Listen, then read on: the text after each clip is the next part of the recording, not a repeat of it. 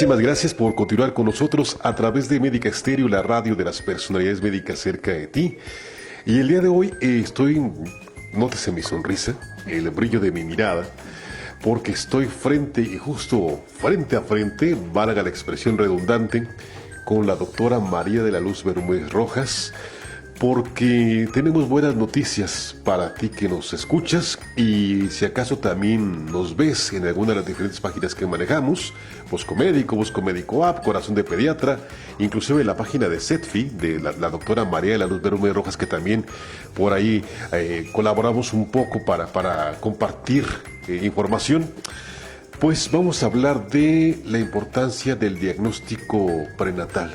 Doctora, muy buen día, ¿cómo está? Muy bien, muchas gracias. Feliz porque me has estado dando la oportunidad de poderme entrevistar personalmente contigo y con todo tu auditorio. Muchísimas gracias, doctor. A ver, siempre cuando pienso en el embarazo, y lo he dicho muchísimas veces, la mujer se pone, en el 99% de los casos, feliz. En otras partes es nostálgica, en otras veces dice, híjole, ya no lo esperaba. Bendito sea Dios, está aquí. Así es. Bueno, hay muchísimas reacciones, pero siempre el pensamiento, por lo regular, siempre es el mismo en el 99.9% de los casos. Que es, ¿y mi hijo cómo viene? ¿Cómo estará? Que ya después de que pasan todos los pensamientos no importa, sí, que mi hijo esté bien. Y para eso es la importancia del diagnóstico prenatal. Sí, claro que sí. Efectivamente, diste en el punto clave. Ajá. La paciente siempre que acude con nosotros, sí, o independientemente que no al médico, siempre piensa, ¿cómo estará mi bebé? Ajá. Siempre se nos vienen ideas porque conocimos a alguna persona, porque tenemos la experiencia de haber vivido algo parecido o porque simple y sencillamente nos comunicamos en las redes sociales. Y entonces, para estas angustias, para que esta gran interrogante, ¿mi hijo estará bien?, podremos de alguna manera ofrecerle a las pacientes alguna metodología que le posibilite tener la certeza o la probabilidad de saber si su hijo está sano o no en el vientre materno. Claro que sí. Este conjunto que comentabas de herramientas diagnósticas que nos permiten, les digo yo, comunicarnos con el feto, porque es una manera de dialogar con el feto a través de ciertas herramientas, tanto de ultrasonido, de métodos de laboratorio, de inclusive ir e invadir el medio ambiente del feto, obtener muestras a través de él y poder estudiarlas. Eso se llama diagnóstico prenatal. Doctora, bueno, estos estudios creo que actualmente son una gran ventaja, que no teníamos a lo mejor hace, no sé, quizá 30 años, ¿no?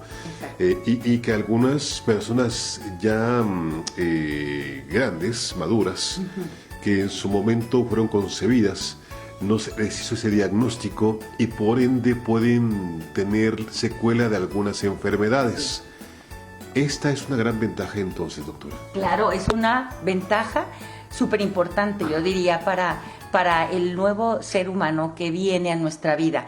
Efectivamente, anteriormente, prácticamente estas prácticas que tenemos de diagnóstico prenatal las podemos datar en la vida internacional, en nuestros compañeros internacionales, pues ya prácticamente más de 30, 40 años prácticamente, sí, pero en México no. En México tenemos una reciente boom a la posibilidad de penetrar a ese mundo mágico en donde podemos de alguna manera estandarizar si existe salud o enfermedad de un feto. Te pongo un ejemplo. Tú mismo comentaste ahorita, la gente que somos adultas, ¿sabemos si tenemos 2 riñones? ¿Sabemos si realmente tenemos una cardiopatía? Que inclusive seamos hasta deportistas y caigamos en la cancha de fútbol después de estar corriendo a grandes distancias, no sabemos, porque nunca hicimos algún estudio que nos permitiera al nacimiento inclusive saber si toda nuestra anatomía está íntegra, y ese es el momento más importante en el que podemos establecer una check-up, check-up de todos, un mapeo general de todo tu organismo y de toda tu anatomía. Y estos diagnósticos prenatales se llaman tamizajes, me decía usted, doctora. Sí. Entonces, estos se dividen en algunos grados, o ¿cómo es, doctor, estos tamizajes? Claro que sí. Mira, el diagnóstico prenatal podemos establecer que existe de dos tipos. Un diagnóstico prenatal que hacemos invasivo y otra que hacemos no invasivo. Y llamamos invasivo porque, obviamente, como tú mismo lo dices, redundante, invadimos el ambiente, el microambiente del feto, donde está inmerso. Pero esos estudios nos van a permitir hacer un diagnóstico en aquellas pacientes que inicialmente tuvimos quizá algún tamizaje no invasivo. En el caso de el diagnóstico, como les comentaba, prenatal se divide en invasivo y no invasivo. Y el de primera instancia, que se le ofrece a toda la gente, independientemente, por eso se llama tamizaje. Tamizaje es aquel estudio que se le realiza a todo el ser humano y de ellos vamos a seleccionar quienes tienen más riesgo y quienes no. Entonces, al ser no invasivo, de este diagnóstico prenatal no invasivo, existen muchas metodologías. Uno es a través del ultrasonido, que le llamamos tamizajes, de primero, de segundo o de tercer trimestre. Otros son por medios laboratoriales, entre ellos sacamos la sangre de la mamita y fíjate, qué maravilla en esta parte del laboratorio. Porque si nosotros hablamos del diagnóstico prenatal, el no invasivo, tenemos que estar pensando también qué tanto quiero saber de mi hijo.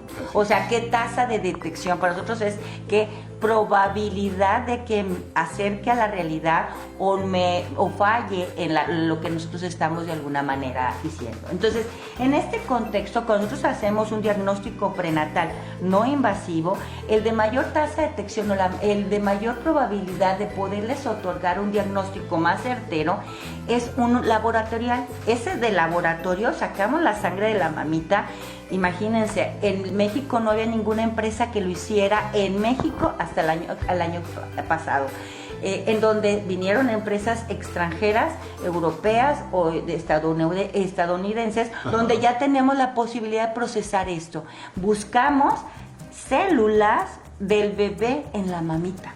Hay células, sí, hay células que pasan a través de la placenta de la mamita y nosotros la podemos captar para en ese momento poder determinar si el bebé tiene alguna alteración genética, como síndrome de Down, que todo mundo a veces tenemos la angustia de pensar en ese tipo de padecimientos, o bien algunas otras alteraciones de la genética misma que pudieran estar relacionados con nuestro bebé. Eso llevamos hasta una tasa de detección hasta por arriba del 99% para síndrome de Down y para otras alteraciones del 97%. O sea, esa tasa de detección tan importante. Obvio que aquí depende también, estos estudios son un poquito costosos y por eso existen otros. Sí. Y estos otros, como los que te comento por vía ultrasonográfico, son los más accesibles a toda la población y se llaman tamizajes.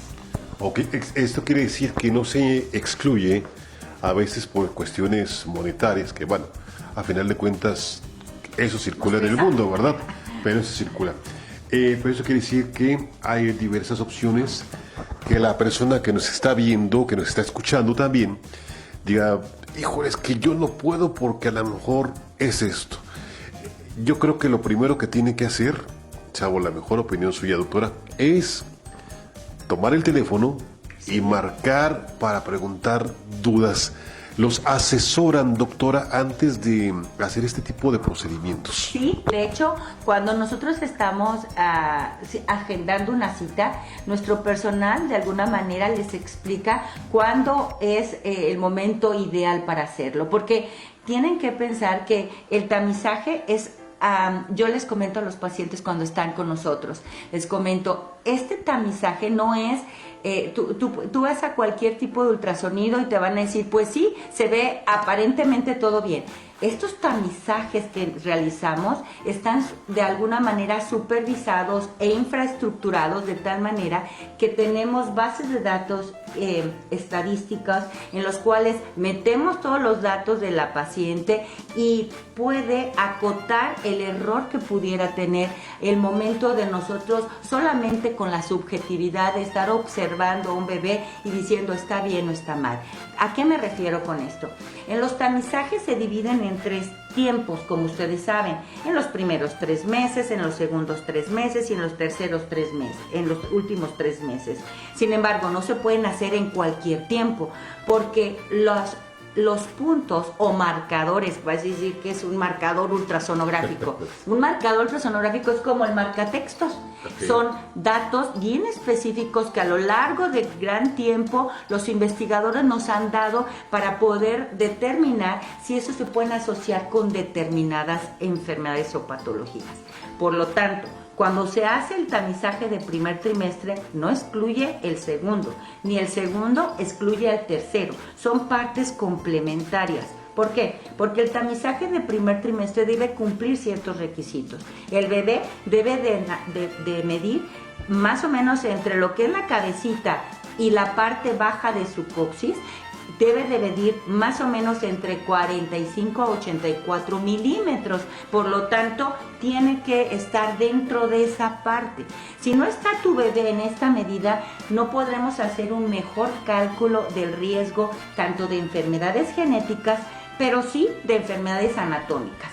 ¿Qué estoy comentando? Perdón. Gracias, doctora. Oye, doctora, pero entonces, por ejemplo, se hace ya el tamizaje, se le hace un diagnóstico, sabes que dirá, bueno, toco madera, son los mejores deseos siempre, pero siempre hay que estar pensando en las diversas posibilidades y justamente esa es la cultura de la prevención. Sí, claro. Esa es la grandeza y lo valioso de la prevención. Pensar que voy a ir y qué tal que me dicen un diagnóstico que no quiero escuchar, ni que la doctora quiere decir, por supuesto, eso no va a cambiar las cosas. O sea, si es, así viene, vengan a diagnóstico, no vengan a diagnóstico. ¿A qué me refiero con esto? Más simple, una vez si vamos a imaginar que dicen, se descubrió que tiene una cardiopatía congénita, se puede detectar eso, ¿verdad? Con estas tamizajes. Claro. ¿Qué se hace ahí, doctora? Mucho, mira. Por eso hablaba prácticamente de los tamizajes, porque en el primer trimestre tú puedes sospechar una cardiopatía congénita. En un bebé que mide lo que te dije, sí. Puedes, porque en el tamizaje del primer trimestre, aparte de que evaluamos marcadores para Down, que ahí lo van a ver en las redes sociales, que el huesito, que el plieguecito de la nuca, que una valvulita del corazón, que un conductito que tienen los bebés momentáneamente intrauterino, que se llama ductus venoso, no nada más te va a determinar la posibilidad de asociación con Down, sino que también vamos a ir evaluando de la cabeza a los pies al bebé y podemos, en casos de cardiopatías severas, observarlo desde ese momento. Y fíjate, a pesar del tamaño del corazón, que es como la mitad de la uña del dedo pequeño tuyo, del meñique. Entonces, obviamente en el primer trimestre tienes datos a saber, pero ya cuando el corazón está más grande, el tiempo óptimo para hacer un diagnóstico de una cardiopatía, que es la que tú me estás preguntando, es segundo trimestre. Y en el segundo trimestre evaluamos diferentes cortes, como si el bebé ya estuviera afuera y estuviera el cardiólogo pediatra haciendo el estudio. Ok, evaluamos ese bebé, hacemos un diagnóstico. La gente que trabajamos en diagnóstico prenatal, porque no todas las personas trabajamos en diagnóstico prenatal, estamos contratadas de un equipo multidisciplinario. ¿Esto qué quiere decir? Somos apoyo, completamente apoyo para nuestros compañeros ginecobstetras, en los cuales nosotros, al hacer el diagnóstico de cardiopatía, hablamos al cardiólogo fetal, corrobora la alteración o la enfermedad y entonces ahí inicia el paciente un circuito en el cual un asesoramiento de qué tipo de patologías se pueden relacionar a determinado tipo de otras alteraciones como genéticas. Son pacientes que en ocasiones se tienen que hacer un estudio genético porque hay que descartarlo si ese bebé puede tener alguna corrección intrauterina, se lo podemos de alguna manera ofrecer.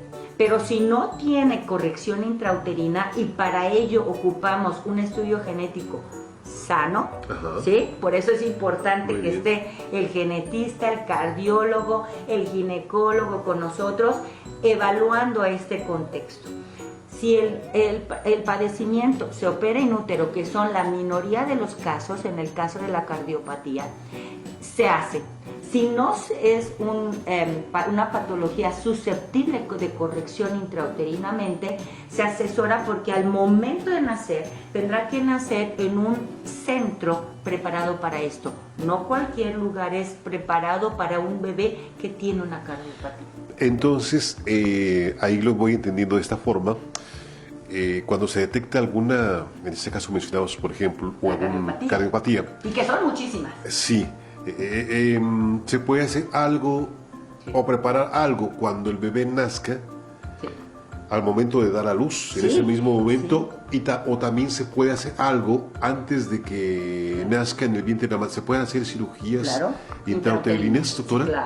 Claro, en el caso de afecciones específicamente de las válvulas, de dos válvulas que salen del corazón hacia los pulmones, una y otra hacia todo el organismo, la aorta y la pulmonar, bajo ciertos requisitos, por eso necesitamos evaluar bien a ese bebé, se le puede ofrecer una cirugía intrauterina. En el caso de que no sea susceptible a ello, vamos viendo el desarrollo y el momento en que deben de nacer estos niños. Porque dirías tú, ¿tiene un problema cardíaco? Hay que sacarlo. No. Hay que ver el momento ideal en el que hay que sacar, porque la mejor incubadora siempre va a ser la mamá.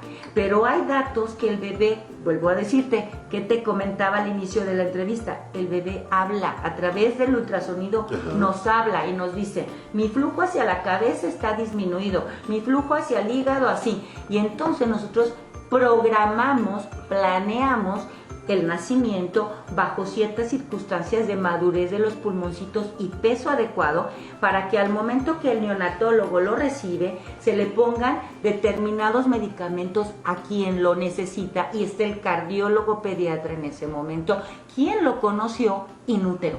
Es correcto, pues la verdad, a ti que nos ves y nos escuchas a través de Médica Estéreo, la radio de las personalidades médicas cerca de ti, y a través de la página de CETFI, te invitamos también a que le des me gusta a esa página, que la compartas de información. Créeme, nunca sabes cómo por un simple dedazo puedes ayudar a alguien a que llegue esa información y diga, bueno, caray, esto me ayuda a mí, no, porque hay gente que ignoramos todo esto.